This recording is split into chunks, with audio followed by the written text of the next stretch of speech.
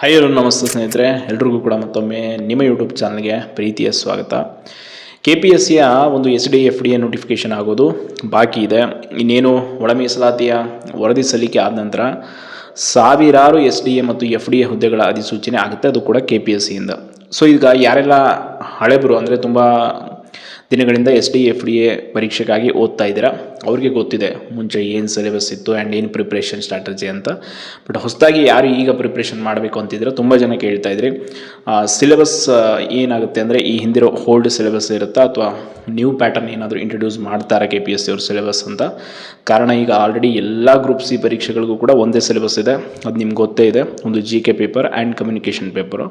So ಅದೇ ರೀತಿ as it is SDA ಮತ್ತು FDAಗೂ ಕೂಡ ಆಗುತ್ತಾ ಆ್ಯಂಡ್ ಏನಾದರೂ ಬದಲಾವಣೆಗಳು ಆಗಬಹುದಾ ಅಂತ ತುಂಬ ಪ್ರಶ್ನೆ ಕೇಳ್ತಾ ಇದ್ರಿ. ಸೊ ಅದಕ್ಕೆ ಈ ವಿಡಿಯೋದಲ್ಲಿ ನಿಮಗೆ ಕಂಪ್ಲೀಟ್ ಆದಂಥ ಒಂದು ಮಾಹಿತಿಯನ್ನು SDA FDA ಸಿಲೆಬಸ್ ಆ್ಯಂಡ್ ಮತ್ತು ಏನೆಲ್ಲ ಪ್ರಿಪ್ರೇಷನ್ ಮಾಡಬೇಕು, ಯಾವ ರೀತಿಯಾಗಿ ಪರೀಕ್ಷೆ ಇರುತ್ತೆ ಅನ್ನೋದ್ರ ಬಗ್ಗೆ ಡೀಟೇಲ್ಡ್ ಆಗಿ ತಿಳಿಸ್ಕೊಡ್ತೀನಿ. ಅಂದಹಾಗೆ ಮೊದಲು ಯಾವ ರೀತಿ SDA FDA ಸಿಲೆಬಸ್ ಇತ್ತು ಅಂದರೆ ಈ ಹಿಂದಿನ ಓಲ್ಡ್ ಸಿಲೆಬಸ್ ಏನಿತ್ತು ಅಂತಂದರೆ ಒಟ್ಟು 3 ಪತ್ರಿಕೆಯನ್ನು ನೀವು ಬರೀಬೇಕಾಗಿತ್ತು. SDA ಆ್ಯಂಡ್ FDA ಎರಡಕ್ಕೂ ಕೂಡ same syllabus. But FDA degree ಮೇಲೆ ಪದವಿ ಮೇಲೆ ಇರೋದ್ರಿಂದ ಸ್ವಲ್ಪ ಟಫ್ ಇರುತ್ತೆ ಕ್ವಶನ್ ಪೇಪರು, PUC ಮೇಲೆ SDA ಇರೋದ್ರಿಂದ ಸ್ವಲ್ಪ ಈಸಿ ಇರ್ತಿತ್ತು. ಸೊ ಎರಡೇ ವ್ಯತ್ಯಾಸ ಬಿಟ್ಟರೆ ಸೇಮ್ ಸಿಲೆಬಸ್ಸು. ಸೊ ಈ ಹಿಂದೆ ಏನಿರ್ತಿತ್ತು, ಒಂದು ಕಂಪಲ್ಸರಿ ಕನ್ನಡ, ಒಂದು ಸಾಮಾನ್ಯ ಕನ್ನಡ ಅವ್ರ ಸಾಮಾನ್ಯ ಇಂಗ್ಲೀಷ್ ಆ್ಯಂಡ್ GK 3 ಪತ್ರಿಕೆಯನ್ನು ನೀವು ಬರೀಬೇಕಿತ್ತು. ಈಗ ಅದಕ್ಕೆ ನಿಮಗೆ ಒಂದಕ್ಕೆ ವಿನಾಯಿತಿ ಕೊಟ್ಬಿಟ್ಟಿದ್ದಾರೆ, ಕಡ್ಡಾಯ ಕನ್ನಡವನ್ನು ಬರೆಯೋ ಹಾಗೆ ಇಲ್ಲ. ಯಾರೆಲ್ಲ SLC ಮತ್ತು PUCಯಲ್ಲಿ ಮೊದಲ ಭಾಷೆ ಕನ್ನಡವನ್ನಾಗಿ ಓದಿದ್ದೀರ, ನೀವು ಬರೆಯೋ ಹಾಗೆ ಇಲ್ಲ ಕಂಪಲ್ಸರಿ ಕನ್ನಡ. ಅದಕ್ಕೆ ಆಲ್ರೆಡಿ ಡೇಟ್ ಕೂಡ ಕೊಟ್ಟಿದ್ರು, ಯಾರು ಅಪ್ಡೇಟ್ ಮಾಡಿದ್ದೀರಾ ಮಾಡಿಲ್ಲ ಕೂಡ ಅವ್ರಿಗೂ ಕೂಡ ಮತ್ತೆ ಅವಕಾಶ ಸಿಗುತ್ತೆ, ಯಾವುದೇ ಕಾರಣಕ್ಕೂ ಹೆದರೋ ಅವಶ್ಯಕತೆ ಇಲ್ಲ. ಆ್ಯಂಡ್ ಈಗ ಕಂಪಲ್ಸರಿ ಕನ್ನಡ ಬರೆದ ಮೇಲೆ ಇನ್ ಕೇಸ್ ಈ ಹಿಂದಿನ ಸಿಲೆಬಸ್ ಪ್ರಕಾರ ಅದು ಕ್ವಾಲಿಫೈಯಿಂಗ್, ಅಲ್ಲಿ ನೀವು ಕಂಪಲ್ಸರಿ ಕಡ್ಡಾಯ ಕನ್ನಡದಲ್ಲಿ 150ಕ್ಕೆ 50 ತೆಗೆದುಕೊಳ್ಳೇಬೇಕು ಪಾಸ್ ಆಗೋಕ್ಕೆ. ಆ್ಯಂಡ್ ಸೆಕೆಂಡ್ ಪೇಪರ್ ಯಾವುದು ಹೇಳಿದೆ ನಾನು, ಸಾಮಾನ್ಯ ಕನ್ನಡ ಆ್ಯಂಡ್ ಸಾಮಾನ್ಯ ಇಂಗ್ಲೀಷ್, ಅಲ್ಲಿ 100 ಅಂಕಗಳಿಗೆ ಯಾವುದಾದ್ರೂ ಒಂದು ಪತ್ರಿಕೆಯನ್ನು ಆಯ್ಕೆ ಮಾಡಬೇಕು ನೀವು. ನಿಮ್ಗೆ ಆಪ್ಷನ್ ಇರುತ್ತೆ ಅಪ್ಲಿಕೇಶನ್ ಹಾಕುವಾಗ, ಸಾಮಾನ್ಯ ಕನ್ನಡ ತೊಗೋತೀರಾ, ಸಾಮಾನ್ಯ ಇಂಗ್ಲೀಷ್ ತೊಗೊಳ್ತೀರಾ. ಅಂದರೆ ನೀವು ಯಾವ ಭಾಷೆಯಲ್ಲಿ ಅಂದರೆ ಗ್ರಾಮದಲ್ಲಿ ತುಂಬ ಚೆನ್ನಾಗಿದ್ದೀರ, ಕನ್ನಡದಲ್ಲ ಇಂಗ್ಲೀಷ್ ಎರಡರಲ್ಲಿ ಒಂದು ತೆಗೆದುಕೊಳ್ಬೇಕು. ಆ್ಯಂಡ್ ಅಲ್ಲಿ 100 ಅಂಕಗಳಿಗೆ 90 ನಿಮಿಷದ ಒಂದು ಪತ್ರಿಕೆಯನ್ನು ಬಿಡಿಸಬೇಕು. ನೆಗೆಟಿವ್ ಇರುತ್ತೆ same as it is. And GK paper ಇರುತ್ತೆ, GK paper as it is 100 marks, 200 marks ನಿಮ್ಮದಲ್ಲಿ ಕಟ್ ಆಫ್ ಮಿನಿಮಮ್ 160, 150, 170ವರೆಗೂ ಹೋಗ್ತಾ ಇತ್ತು ಈ ಹಿಂದೆ. ಬಟ್ ಈಗ ಈ ಸಿಲೆಬಸ್ಸನ್ನು ಬದಲಾವಣೆ ಮಾಡ್ತಾರಾ ಅಂತ ತುಂಬ ಜನರಿಗೆ ಡೌಟ್ ಇದೆ. ಯಾಕೆ ಅಂತಂದರೆ ಈಗ ಎಲ್ಲ ಪರೀಕ್ಷೆಗಳಿಗೂ ಕೂಡ KPSC ಗ್ರೂಪ್ C ಸಿಲೆಬಸ್ ಏನಿದೆ, ಮೊನ್ನೆ ರೀಸೆಂಟಾಗಿ CTI PDO ಬರೆದಿದ್ದೀರಾ. ಪೇಪರ್ 1 GK, ಪೇಪರ್ 2 ಕಮ್ಯುನಿಕೇಷನ್ ಅಂದರೆ ಕಂಪ್ಯೂಟ್ರು, ಕನ್ನಡ, ಇಂಗ್ಲೀಷ್ ಗ್ರಾಮರ್ 3 ಒಳಗೊಂಡಂತೆ ಒಂದು ಪತ್ರಿಕೆಯನ್ನು ಮಾಡ್ತಾರೆ. ಸೊ ಇದೇನಾದರೂ ಆಗುತ್ತಾ ಅನ್ನೋ ಒಂದು ಸಂಶಯ ಇದೆ. ಸೊ ಇದು ಆಗುತ್ತಾ ಇಲ್ಲ ಅನ್ನೋದ್ರ ಬಗ್ಗೆ ಒಂದು ಕ್ಲಾರಿಟಿ ನನಗೆ ಇತ್ತೀಚೆಗೆ ಸಿಕ್ಕಿದ್ದನ್ನು ನಾನು ಹೇಳ್ಬಿಡ್ತೀನಿ. ಅದೇನು ಕ್ಲಾರಿಟಿ ಅಂತಂದರೆ, ಒಬ್ಬರು ಯಾರೋ ನಮ್ಮ ಸ್ನೇಹಿತರು ಸಂಬಂಧಪಟ್ಟವರು ರೈಟ್ ಟು ಇನ್ಫಾರ್ಮೇಷನ್ RTI ಮೂಲಕ KPSCಗೆ ಈ ವಿಚಾರವನ್ನು ಮಾಹಿತಿಯನ್ನು ಕೇಳಿದರು.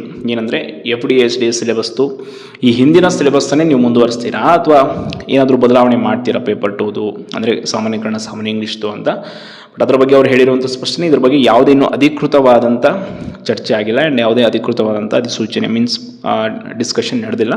ಸೊ ಅದಕ್ಕೆ ಅದು ಯಾವ ಕಾರಣಕ್ಕೂ ಬದಲಾವಣೆ ಆಗುತ್ತೆ ಅಂತ ನಾವು ಖಚಿತವಾಗಿ ಹೇಳೋಕ್ಕಾಗಲ್ಲ ಅಂತ ಹೇಳಿದ್ದಾರೆ. ಸೊ ಅದಕ್ಕೆ ನೀವೇನು ಮಾಡಿ, ಪ್ರಿಪ್ರೇಷನ್ ಮಾಡೋರು ಆ್ಯಸ್ ಇಟ್ ಈಸ್ ಹಿಂದಿನ ಓಲ್ಡ್ ಸಿಲೆಬಸ್ ಕ್ವಶನ್ ಪೇಪರ್ ನಿಮ್ಗೆ ಸಿಗುತ್ತೆ, ಅದೇ ಇಟ್ಕೊಂಡು ಸೇಮ್ ಸಾಮಾನ್ಯ ಕನ್ನಡ ಒಂದು ಪೇಪರ್ ನೀವು ಗ್ರಾಮರ್ ಕನ್ನಡದಲ್ಲಿ ತುಂಬ ಚೆನ್ನಾಗಿದೆ ಅಂತಂದರೆ ಆ ಪೇಪರಲ್ಲಿ ಆರಾಮಾಗಿ ಸ್ಕೋರ್ ಮಾಡ್ಬೋದು. ಇನ್ನು ಸೆಕೆಂಡ್ ಪೇಪರ್ GK ತುಂಬ ಚೆನ್ನಾಗಿ ಪ್ರಿಪ್ರೇಷನ್ ಮಾಡ್ಬೋದು, ಕಮ್ಯುನಿಕೇಷನ್ಗಿಂತ ಬೆಟರ್ ಇದು. ಬಟ್ ನೀವು ಯಾವ ರೀತಿ ಓದ್ತೀರ, ಸ್ಟ್ರಾಟಜಿ ಮಾಡ್ತೀರ ಅನ್ನೋದ್ರ ಮೇಲೆ ತುಂಬ ಇಂಪಾರ್ಟೆಂಟ್ ಆಗುತ್ತೆ. ಆ್ಯಂಡ್ ವಿಶೇಷವಾಗಿ KPSCಲಿ ಪರೀಕ್ಷೆಗಳು ಈ ಒಂದು SDA FDA ವಾಣಿಜ್ಯ ಇಲಾಖೆ ಮತ್ತು ಕಂದಾಯ ಇಲಾಖೆಯಲ್ಲಿ ಅತಿ ಹೆಚ್ಚು ಹುದ್ದೆಗಳಿದೆ. ಸೊ ನೋಟಿಫಿಕೇಷನ್ ಆಗಲೇಬೇಕು, ಆಗುತ್ತೆ ಕೂಡ. ಅದಕ್ಕೆ ಹೇಳ್ತಾ ಇರೋದು, ನೀವು ಸಿಲೆಬಸ್ ಬಗ್ಗೆ ಅದ್ರ ಬಗ್ಗೆ ತಲೆ ಕೆಡಿಸ್ಕೊಳ್ಳೋಕೆ ಹೋಗಬೇಡಿ. ಪೇಪರ್ 1ಗೆ ಕನ್ನಡಗೆ ನೀವು ಗ್ರಾಮರ್ಗೆ ತುಂಬ ಬುಕ್ಸ್ ಇದೆ. ನಾನು ಆಲ್ರೆಡಿ ಮೊನ್ನೆ ಒಂದು ವಿಡಿಯೋದಲ್ಲಿ ಕೂಡ ಹೇಳಿದೆ, ಹಲವಾರು ಸಾಮಾನ್ಯ ಕನ್ನಡ ಬುಕ್ ಸಿಗುತ್ತೆ, ರಾಮಕೃಷ್ಣ ಉಡುಪ ಸರ್ದು ಬುಕ್ ಇದೆ.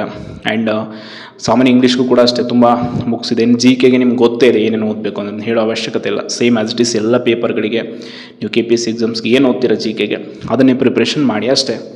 ಇದೇನು ನಿಮಗೆ ಅಂಥ ವ್ಯತ್ಯಾಸ ಅಂತ ಅನಿಸಲ್ಲ. ಇನ್ ಕೇಸ್ ಸಿಲೆಬಸ್ ಬದಲಾವಣೆ ಆಗೋದಾದರೂ ಕೂಡ ನಿಮಗೆ ಬಿಫೋರ್ ಅದರ ಮಾಹಿತಿಯನ್ನು ನೀಡಿ ಆನಂತರ ಸಮಯಾವಕಾಶ ಕೂಡ ಸಿಗುತ್ತೆ. ಸಡನ್ನಾಗಿ ನೋಟಿಫಿಕೇಷನ್ ಮಾಡಿದ ತಕ್ಷಣ ಸಿಲೆಬಸ್ ಚೇಂಜ್ ಮಾಡೋ ಆ ಥರ ರೂಲ್ ಇಲ್ಲ, ಆ ಥರ ಮಾಡೋದು ಕೂಡ ಇಲ್ಲ.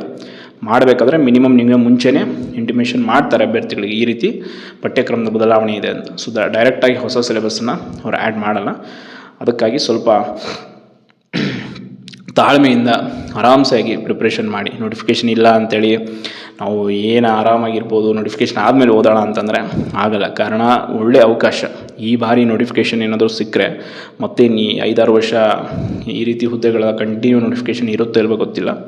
ಸೊ ಆದಷ್ಟು ಸೀರಿಯಸ್ನೆಸ್ಸಿಂದ SDFDA ಕಡೆ ಗಮನ ಕೊಡಿ. ಯಾಕಂದರೆ ಇದು ಒಳ್ಳೆಯ ಹುದ್ದೆ. ಈಗ ಬೇರೆ ಬೇರೆ ಇಲಾಖೆಗಳಲ್ಲಾಗಿರ್ಬೋದು ಮತ್ತು ಸಂಬಂಧಪಟ್ಟ ಕಂದಾಯ ಇಲಾಖೆಗಳಲ್ಲಿ ಒಳ್ಳೆಯ ಇಲಾಖೆ, ಚೆನ್ನಾಗಿ ಕೆಲಸ ಮಾಡ್ಬೋದು. ಹುದ್ದೆಗಳು ಅಷ್ಟೇ ತುಂಬ ಡೀಸೆಂಟ್ ಜಾಬ್ಗಳಿದು. ಅದಕ್ಕೆ ತುಂಬ ಜನ ಪ್ರಯತ್ನ ಪಡ್ತಾ ಇರ್ತಾರೆ. ಅದಕ್ಕೆ ಈ ಕಾಂಪಿಟೇಷನ್ ಈ ಹುದ್ದೆಗಳಿಗೆ ಎಸ್ಪೆಷಲಿ ಹೇಳ್ತೀನಿ, SDFDAಗೆ ತುಂಬ ಓಲ್ಡ್ ಆಸ್ಪಿರೆಂಟ್ಸ್ ಕೂಡ ತುಂಬ ಜನ ಕಾಯ್ತಾ ಇದ್ದಾರೆ. ಆಲ್ರೆಡಿ ಪ್ರಿಪ್ರೇಷನ್ ಹೆವಿ ಇದೆ ಅವ್ರದ್ದು.